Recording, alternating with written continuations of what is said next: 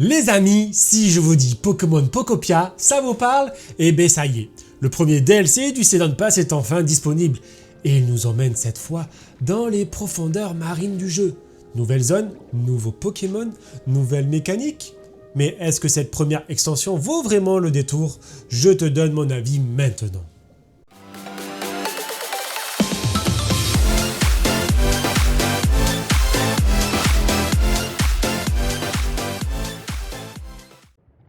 Avant de pouvoir accéder au contenu, il y a deux conditions à remplir. La première est évidemment de posséder le Season Pass. La seconde est d'avoir terminé la quête principale de Grismer. Une fois ces prérequis remplis, une quête gratuite se déclenche et vous permet d'obtenir la nouvelle capacité plongée. Cette compétence est disponible pour tous les joueurs via la mise à jour gratuite et vous donne l'accès au fond marin.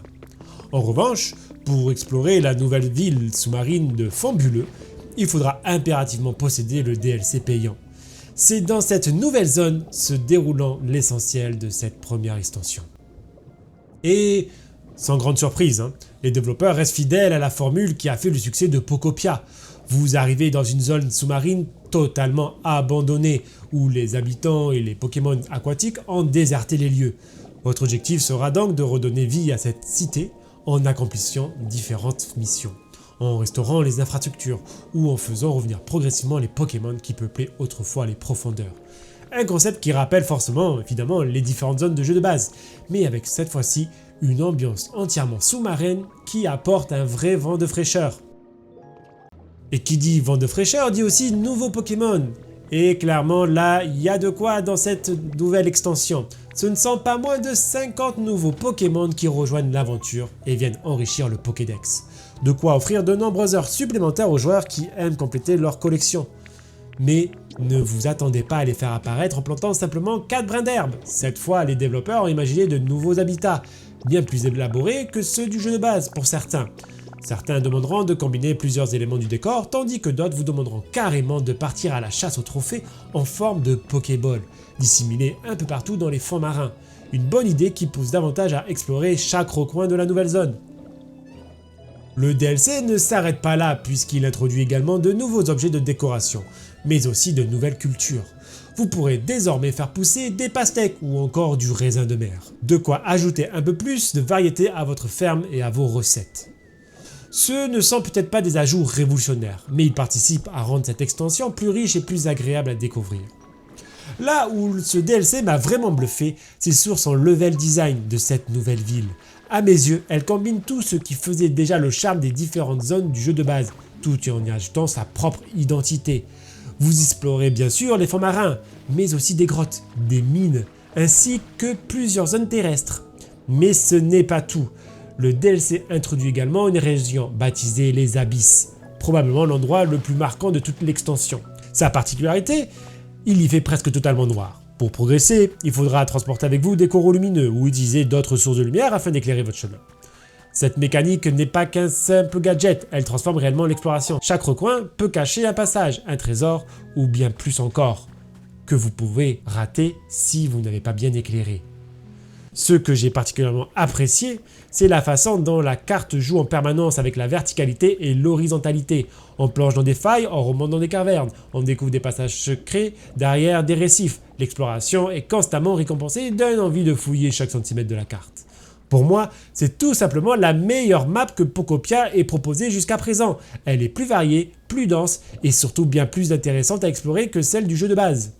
En termes de durée de vie, les habitués de Pokémon Pokopia arriveront probablement au bout du contenu principal assez rapidement, comptez entre 2 et 3 heures si vous allez à l'essentiel.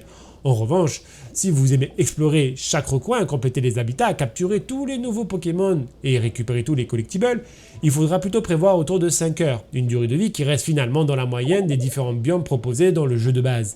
Mais là où cette extension prend une toute autre dimension, c'est avec la possibilité de construire directement sous l'eau.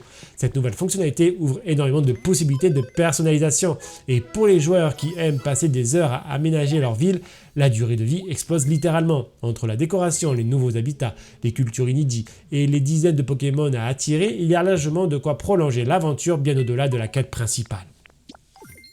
Côté gameplay, l'ensemble reste fidèle à ce que proposait déjà Pokémon Pokopia, les bases ne changent pas vraiment. même si la nouvelle capacité plongée modifie tout de même votre façon d'aborder l'exploration. La première chose que l'on remarque, c'est l'effet d'apesanteur propre aux fonds marins. Vos sauts sont bien plus hauts et bien plus lents, tandis que vos chutes deviennent incroyablement lentes. Il faut un petit temps d'adaptation, mais cette physique donne une vraie personnalité à cette nouvelle zone et renouvelle agréablement les déplacements. Mais la vraie nouveauté, c'est la nage. Fini le temps où l'on se contentait de courir d'un point A à d'un point B. Désormais, votre métamorphe peut nager librement dans les profondeurs, et surtout, il nage extrêmement vite. Honnêtement, c'est un vrai plaisir à l'utiliser, les déplacements deviennent beaucoup plus fluides, et on en vient presque à regretter que cette mécanique ne soit pas disponible dans les zones terrestres tant elle est agréable.